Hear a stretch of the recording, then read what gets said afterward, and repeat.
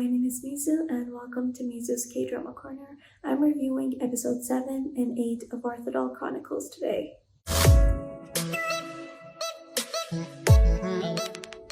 So this episode was mostly Tagon doing bizarre things. For example, he's punishing his men for little things like saying ill things about the Igotus and humiliating the queen, claiming that she is out to get Tagon. He starts to doubt Tanya as well, and we saw at the start of the episode that Yangcha had overheard her conversation with her father, where she was telling him that she wants to dethrone Tagon. And then, of course, after this, Yangcha and Tanya have a little bit of a conversation, and it was one of my favorite scenes for this episode. 이런 장난이 재밌습니까? 재밌냐고? 아니, 니라. 내 편이 되죠.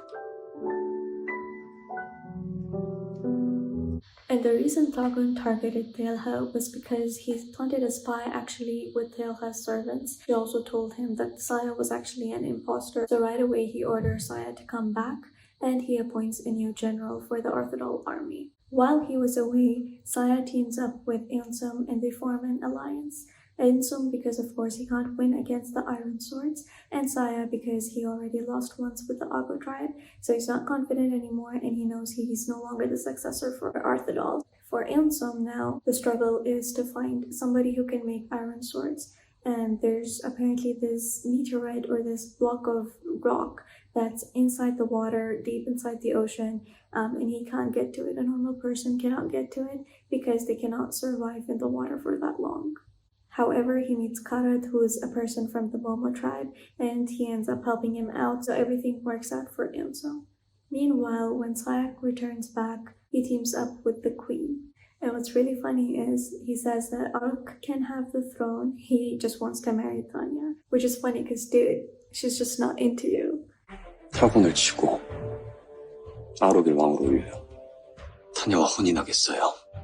The queen also gets the Asa clan on her side, and they want something in return, but they don't tell us what exactly. And we see these kind of moments with Tagon and Nunbyeol. Apparently they've become like best friends. He kind of tells her what's going on, what he's thinking about, oftentimes asks her for advice as well. 전 10년까지는 못 견딜 것 같습니다. 그래.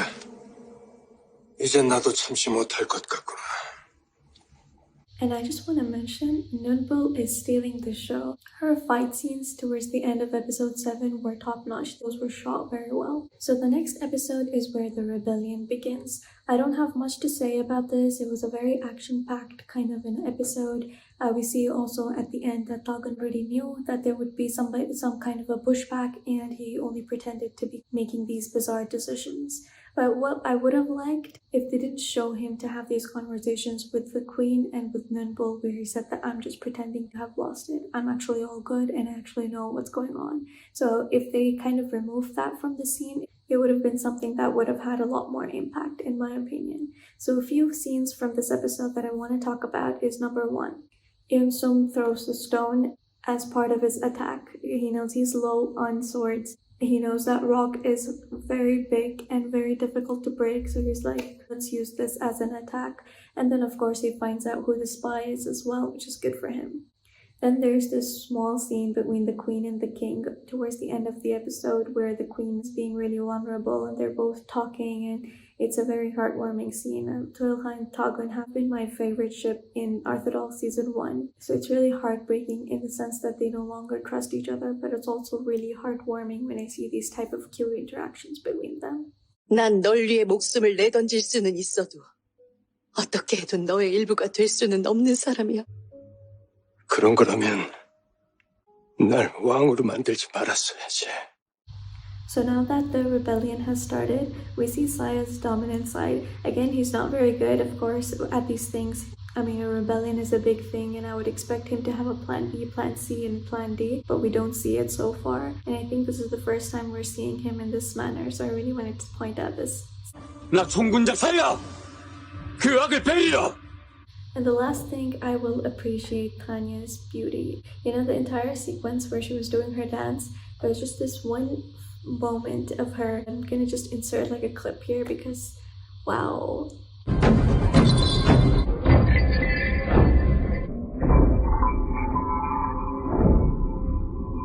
And then the episode ends. Tagon obviously finds out that they had planned a rebellion, and this was all part of his grand plan to find out who the traitors were within the Arthdal people. And now that he has a concrete evidence against Taealha, Saya, and Tanya, things are looking bad. But at the same time, we see that Nunbyeol was in Tagon's room, and she ends up attacking him. She is the strongest creature to have been born in the Arthdal world. So let's see how this goes. I mean, who even is Nunbyeol? What is her story? I would love to know.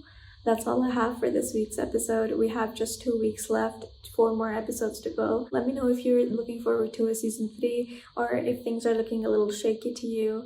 I do see some people mentioning that they're quite enjoying the show, but then on the flip side, I also see a lot of people complaining that the CG isn't as good, the plotline isn't as good, the writing isn't as good. So let me know what you think. Bye bye, take care.